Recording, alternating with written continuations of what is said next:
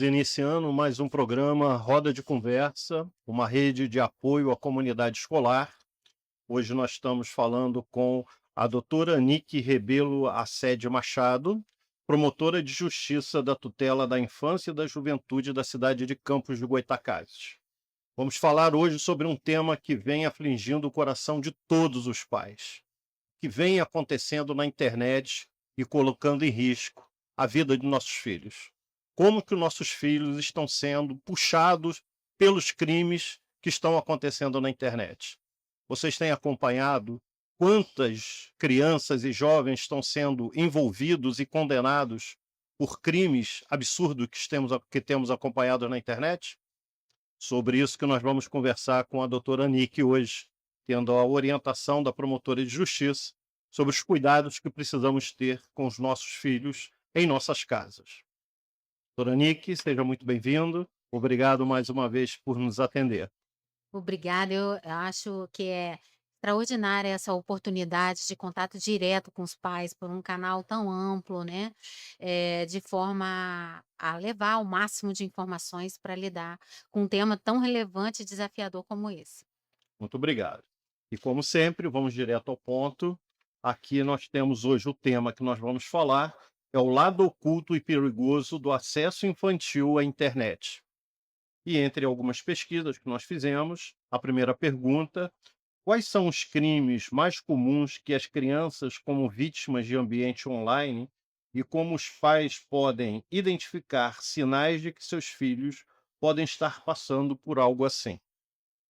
Então, ótimo tema, tão bom quanto tão desafiador, né. Realmente lidar com a era digital atualmente tem sido, um desafio para os pais, professores e para as próprias crianças e adolescentes, na medida em que é um mundo paralelo ao presencial, né. Então os desafios são muito, muito grandes. A gente pode existem várias práticas que são consideradas crimes que podem ser cometidas no ambiente digital.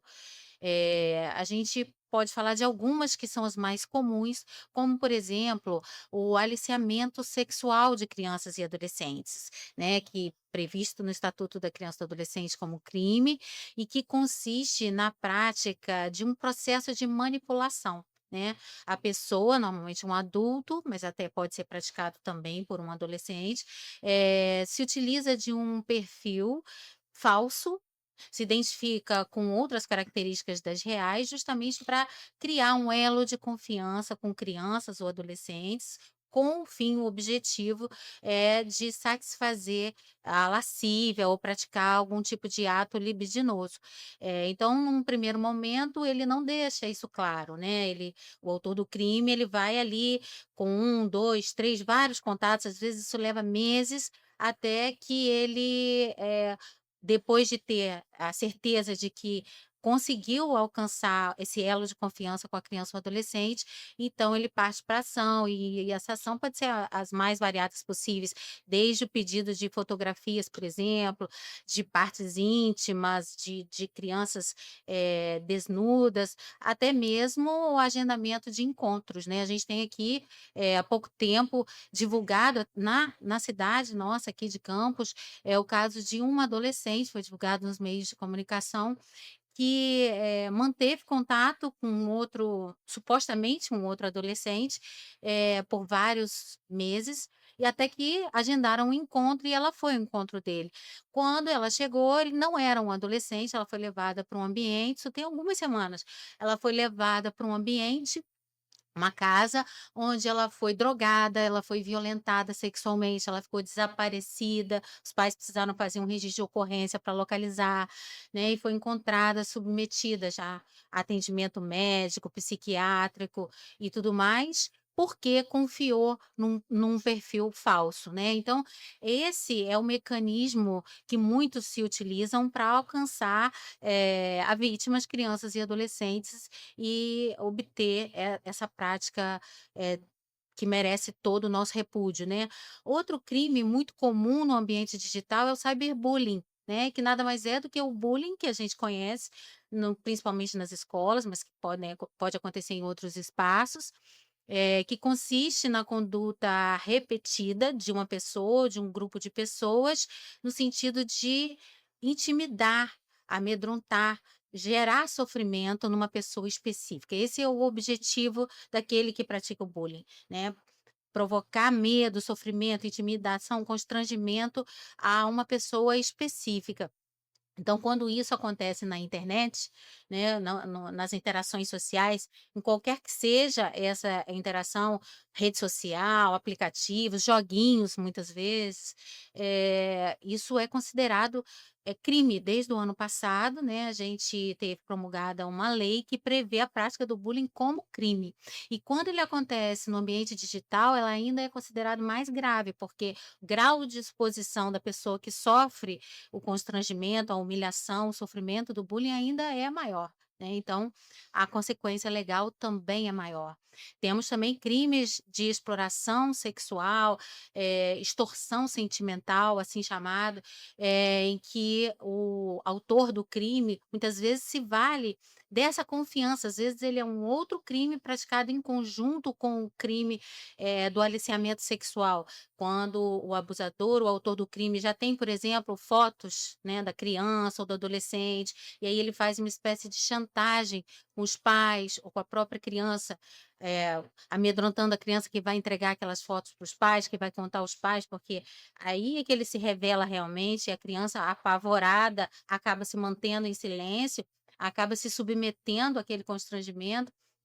Nós temos histórias, inclusive de adolescentes como autores dessa prática de bullying, porque às vezes as pessoas têm a ideia, né, de que, porque é adolescente não pode ser responsabilizado por essa conduta, apesar dela ser crime. É importante lembrar que o adolescente, e assim se considera aquele que tem de 12 a 17 anos pela lei, ele pode ser responsabilizado pela prática de ato infracional, ou seja, de qualquer conduta análoga a um crime descrito em toda o conjunto de normas, legais. Então, se o bullying é crime, um adolescente também pode ser responsabilizado por ato infracional análogo ao crime e pode ser penalizado por essa prática, com medidas que variam desde uma advertência, dependendo da gravidade, até mesmo a internação num sistema, que é o DEGASE, de medidas socioeducativas.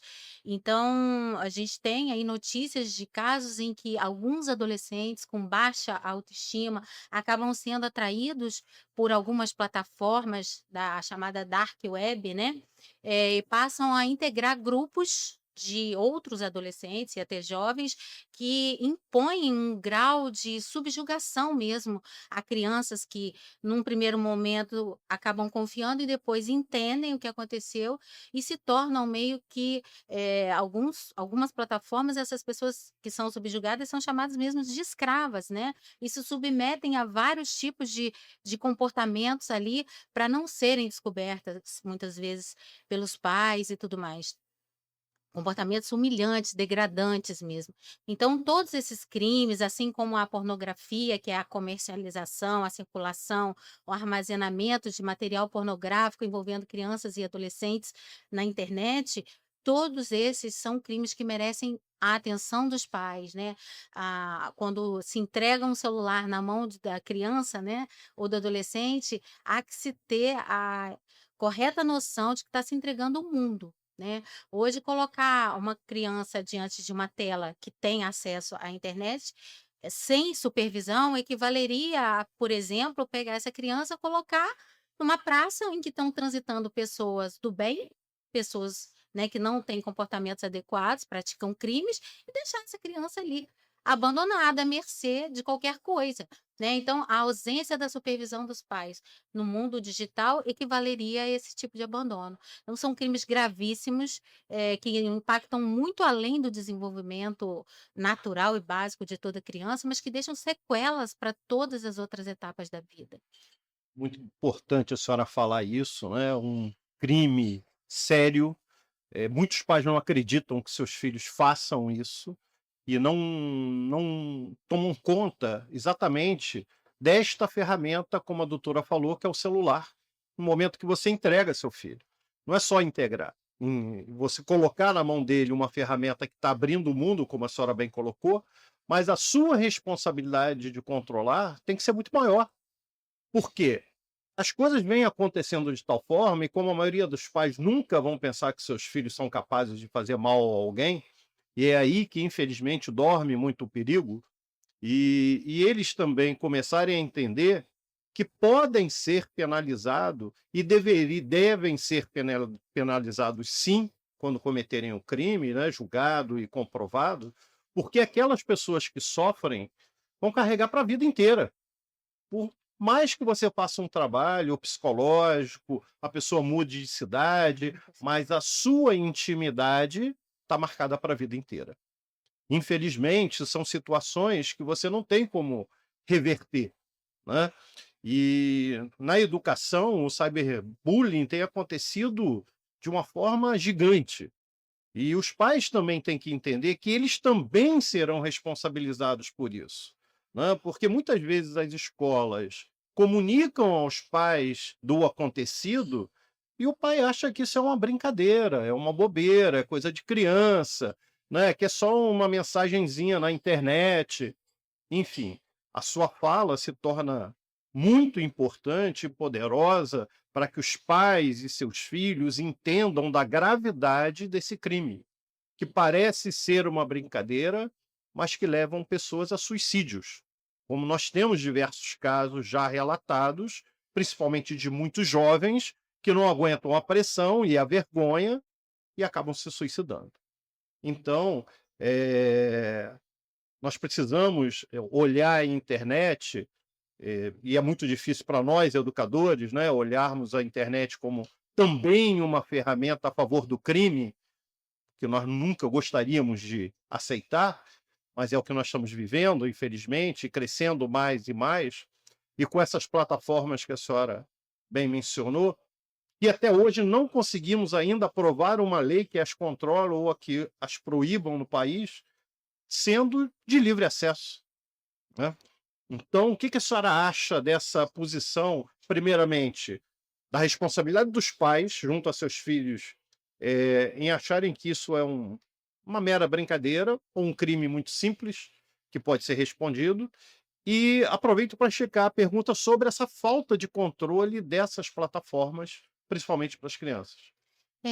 Eu acho assim que o principal olhar dos pais, né, em relação aos perigos que a era digital traz, né, com esse mundo paralelo ao mundo presencial, vamos chamar assim, devem ser os mesmos que sempre foram utilizados antes, né, quando não se tinha internet, né, era comum que os pais dissessem: "Olha, não aceite, presentes ou balas de estranho, não fale com terceiros que você não conhece, não acompanhe as pessoas, que te oferecem vantagens e que você não conhece". Então todos esses cuidados que já eram adotados no mundo presencial e que os pais até hoje mantêm em relação, por exemplo, a determinados eventos que podem ser perigosos, podem não contar com segurança adequada, eh, precisam ser aplicados também ao mundo digital. É muito comum que a criança, às vezes, esteja ali do lado do pai, a família toda vendo televisão e a criança com o seu tablet ou seu, telefone ali, né, sendo pressionada ou sendo vítima de um crime naquele mesmo instante em que o pai está ali do lado achando que está protegendo. Então, existem mecanismos para que os pais possam protegê-las, que são os controles parentais, como plataformas, aplicativos que indicam as atividades primeiro que proíbem o acesso, né, a determinados canais, e também que permitem que os pais tenham o relatório, né, dos sites acessados, dos endereços acessados pelas crianças e adolescentes. Então, alguns consideram: "Ah, mas isso poderia ser considerado uma invasão de privacidade", né. Há que se encontrar um equilíbrio, né. Quando, algumas coisas geram risco para o próprio desenvolvimento, a vida, a integridade psíquica da criança ou adolescente, é dever dos pais estabelecer limites, é dever dos pais estabelecer desenvolver o seu papel de supervisor daquelas atividades. Então, há hoje em dia a defesa de um grupo, grande no nosso país, escorados em estudos, psicológicos, comportamentais, no sentido de que quanto mais, for possível para os pais retardar o acesso das crianças às redes sociais, principalmente crianças, né, crianças, assim, a lei entende até os 11 anos de idade, 12 anos em diante já se considera adolescentes, deve-se buscar esse caminho, né, de não permitir mesmo o acesso a essas redes que podem, gerar tantos eu acho que independente da questão do controle das redes sociais ou não, né, a gente não terá nunca o controle de tudo, assim é o mundo, né. A gente sai na rua, pode ser assaltado a qualquer momento, a gente pode conviver com pessoas que pode ser atropelado, a gente não tem controle sobre o mundo à nossa volta. O que a gente tem controle é sobre realmente a gente e o desempenho das nossas tarefas. Então eu acho que cabe aos pais, cientes dos perigos que realmente, o mundo digital oferece, num pedacinho de tela aos seus filhos, desenvolverem mesmo, desempenharem esse papel de supervisores, com equilíbrio, né, porque a gente sabe também a era digital trouxe coisas positivas como tudo, né, a gama de informações, o acesso a essa interação com pessoas amigas, com pessoas que as crianças podem, ter bons exemplos, né. Então cabe mesmo, eu acho que a família, fazer esse papel de grande supervisor, porque é a família que tem esse dever legal, né, pelo Estatuto da Criança e do Adolescente. Acho que o controle parental aí é o caminho para proteger essas crianças e É adolescentes. importante que os pais saibam, né, doutora, que é responsabilidade deles Isso, conduzirem os filhos num caminho certo, né, e exatamente. não pode ter esse medo achando que está frustrando o filho ou está deixando o filho triste. Naquele momento, os pais precisam tomar atitudes, né, é Exatamente, é isso que pelo precisa. bem deles. Exatamente. Bem, e dando prosseguimento aqui, então a nossa segunda pergunta: de que forma a superexposição de informações pessoais e fotos de criança nas redes sociais pode colocá-las em risco, tanto no presente quanto no futuro? Ah, bem interessante isso, né. A gente tem aí muitas situações em que, crianças ou adolescentes têm aí as suas fotografias, a sua imagem, montada, né, são as chamadas deepfakes, que se usa na internet por meio do acesso fácil a essas imagens, pra justamente levar a prática de um outro crime que é esse da extorsão sentimental, né. Então, assim, há que se ter muito cuidado quando se publica, mesmo que num ambiente aparentemente seguro da sua própria rede social, no caso dos pais, né, as fotos dos filhos, porque, é possível que aquele que pretende praticar o crime, que não está bem intencionado, se valha daquelas imagens ali, justamente para usando a inteligência artificial, criar com aquele rostinho um outro corpo e utilizar aquilo indevidamente até para produção de material pornográfico. E isso gera diversos prejuízos, inclusive para o futuro dessa criança, né. Na vida profissional, uma imagem dessa sua exposta, até que ela consiga na vida adulta demonstrar que aquilo foi uma montagem ou deixou de ser. Muitas famílias acabam sendo extorquidas até financeiramente para que aquele que fabricou aquela imagem não exponha em troca de algum tipo de ganho financeiro, né, que é o principal objetivo da extorsão. Então, é muito, a linha que divide, né, o risco dessa publicação e a alegria que compartilhar aquilo com as pessoas, pode gerar, ela é uma linha muito tênue, então acho que é importante que os pais tenham essa cautela e essa atenção para deixar isso restrito realmente a às pessoas das suas relações sociais confiáveis. Hoje nós estamos quase no automático, né? Tudo é uma selfie, tudo é uma foto e colocamos automaticamente nas redes sociais. Mas eu gostaria de fazer aqui uma colocação aos pais que são chantageados, procurem a polícia, Sim, com né? certeza. Não tenham vergonha, porque são essas atitudes que vão diminuir cada vez mais esses criminosos que exploram essas crianças e que exploram a família, né? Não tenha vergonha nesse momento, você precisa fazer, né? Se expor e mostrar a verdade. É muito difícil, mas nós temos que fazer isso. não é? E existem delegacias especializadas na investigação de crimes cibernéticos já no nosso país. Uhum. O número de delegacias ainda é muito aquém do desejado, né, mas, quase todas as capitais do país já contam com delegacias especializadas para crimes cibernéticos, mas a própria delegacia das nossas comarcas, né, estão aparelhadas para fazer investigação e buscar responsabilização também. Que ótimo, é muito bom saber disso. Bem, vamos à próxima. Quais medidas preventivas os pais podem adotar em casa para garantir um uso mais seguro da internet para seus filhos, considerando a faixa etária e o nível de maturidade de cada um? Já falamos um pouco É, sobre já isso, falamos um né? pouco, né, do controle parental, do uso dos aplicativos.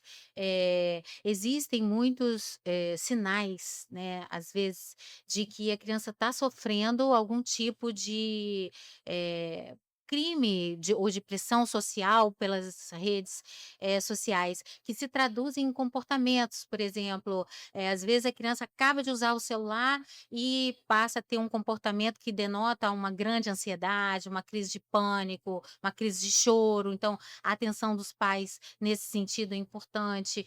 Às vezes, o filho não permite nem que o pai toque no celular, ou quando alguém se aproxima, ele logo apaga as mensagens, apaga o histórico das consultas que fez na internet. Há uma queda de rendimento escolar, porque pode estar sob violenta pressão psicológica.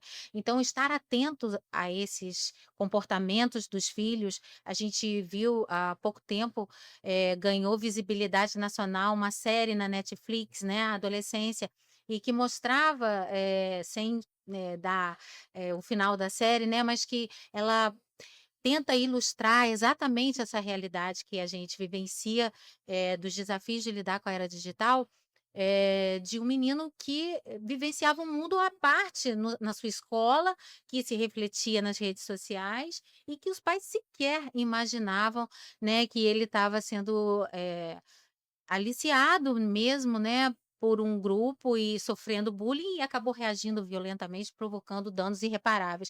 Então esse drama familiar pode estar acontecendo com o seu filho, com o seu adolescente, sem que os pais sequer tenham ideia disso, como era no caso retratado por essa série. Então, acho que os sinais de comportamento são fundamentais. E a aproximação por meio do diálogo e do vínculo de confiança entre pais e filhos. Eu acho que, eh, antes que o abusador, né, que o predador online tente alcançar as nossas crianças e adolescentes, é preciso que a base, construída de elo de confiança entre pai e filho, entre mãe e filho, ela seja consistente o suficiente para que o filho consiga por si mesmo detectar que ali há uma situação de perigo e que ele precisa recuar, contar, conversar, antes que ele se envolva demais e acabe se tornando uma vítima. Então, essa sua fala é fundamental, né? Nós estamos sempre abordando aqui o aspecto que leva diretamente a criança, mas é importante a gente falar que quando os pais chegam em casa, muitos deles vão direto para o celular também, né? Infelizmente, não se desprende da tela para passar 15, 20, 30 minutos com seu filho para brincar, para estudar, para trocar conversas, exatamente para que você tenha essa percepção se alguma coisa está acontecendo de diferente ou não, né? Até em alguns momentos falar: vamos ver, olhar junto aqui seu celular, vamos ver o que que tem", porque o filho tem que ter uma confiança no pai, o pai a confiança no filho, mas para isso algumas atitudes precisam ser feitas, né.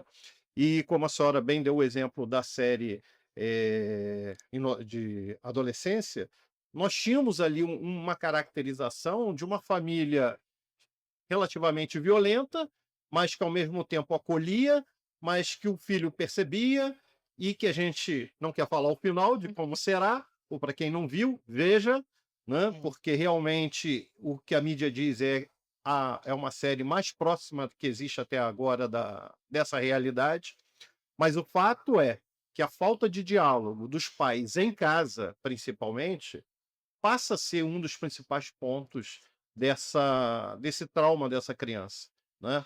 E vou falar o que a gente fala sempre: o pai não pode ter medo de corrigir, não pode ter medo de dar disciplina.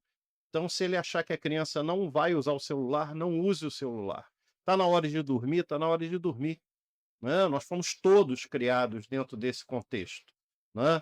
E na época não tínhamos celular, não tínhamos nada. Era vai dormir, acabou, acabou. Vou apagar a luz e ponto.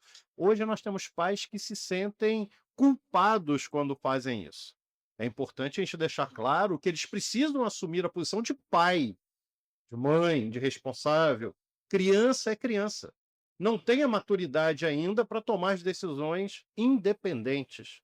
Então, o adulto está ali para conduzir o processo daquela criança, até que chegue ao momento da sua adolescência, geralmente acima de 12 anos, já esperamos ter uma certa maturidade, para que ele comece a adquirir a liberdade das atitudes dele. Exatamente. Inclusive a responsabilidade, como a senhora bem colocou, que nesse momento ele já pode ser responsabilizado pelas suas atitudes incorretas, Exatamente. né.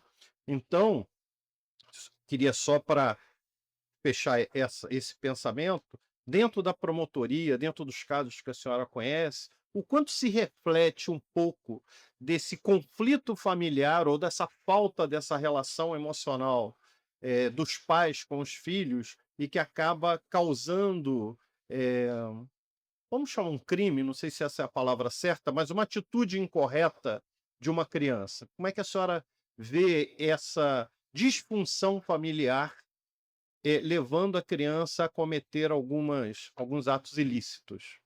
Então, você tocou num exemplo muito interessante, né, que os próprios pais, muitas vezes, quando chegam do trabalho, acessam logo o celular, né, e ficam famílias mudas na mesma sala, às vezes, no mesmo cômodo, com os seus celulares, nos seus mundos paralelos, né. Então o exemplo, precisa vir de fato de casa, né, nós adultos precisamos de fato nos policiar sobre o tempo, que deixamos de conversar com os filhos, de tentar identificar o que que aconteceu no dia dele, se houve algum episódio que trouxe sofrimento, alegria, conquista, enfim, tudo isso para que, cientes disso, né, a gente possa contribuir para a formação deles. Então, na área jurídica, quando, fatos como esse acontecem, né, a ideia inicial é de que esses pais sejam encaminhados para a orientação e apoio em instituições que podem oferecer isso,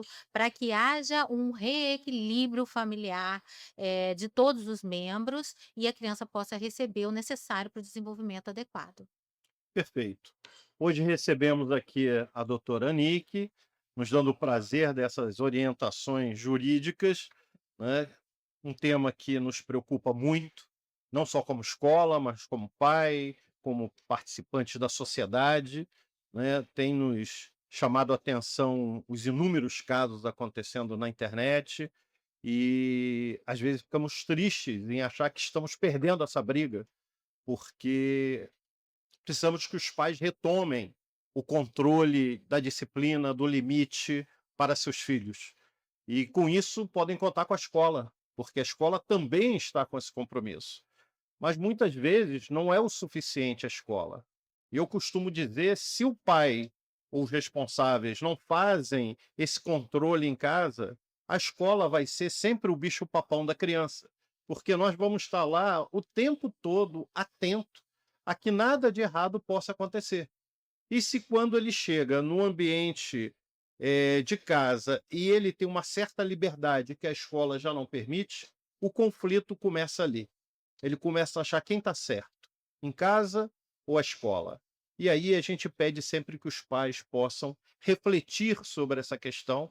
A internet hoje é um ponto fundamental, eu digo que está impulsionando, as atitudes intempestivas desses jovens, muitas vezes fora da realidade deles, a gente percebe isso, mas é o que está acontecendo. Então, nesse programa, nossa intenção foi alertar os pais sobre os cuidados ocultos da internet, a quantidade de crimes que cada vez mais estão acontecendo, e queremos pedir: cuidem de seus filhos, olhem as redes sociais, abram os celulares. Muitas vezes eles têm perfil oculto e é importante que você comece a observar. Mais uma vez, quero agradecer a presença da doutora Anique Rebelo Assédio Machado, promotora de justiça da tutela da infância e da juventude de Campos do Goytacazes. Obrigado, doutora. Que agra Pode dar suas considerações finais, por favor. Então, as considerações finais, né, se dirigem aos pais, realmente, né, eh, valorizarmos a nossa oportunidade, né, de podermos estar ao lado dos nossos filhos, tem sido muitas vezes relegada, em busca de buscarmos notícias na internet, em busca de outras interações que pouco acrescentam ao desenvolvimento dos nossos filhos. Então, tentar priorizar o contato presencial, estimular esse contato nos filhos, as interações presenciais com os próprios amigos, criar em casa as circunstâncias para que os amigos estejam ali convivendo com os filhos na rotina dos dias, né, conhecer os hábitos dos seus filhos, e deixar de fato o mundo digital para o papel que ele precisa ter, né, de que é nos abastecer de informações, nos permitir interações quando não é possível a interação presencial. Então que a gente possa aí, estar atento a essas questões para que os nossos filhos desfrutem da nossa companhia e a gente aproveite esse tempo que é tão transitório até que eles fiquem adultos. Obrigado, doutora Nick. Em nome da creche Escola Sagrada Família, a roda de conversa, essa rede de apoio à comunidade escolar, agradece mais uma vez a sua presença. Obrigada. Em breve estaremos com um novo programa no ar. Obrigado.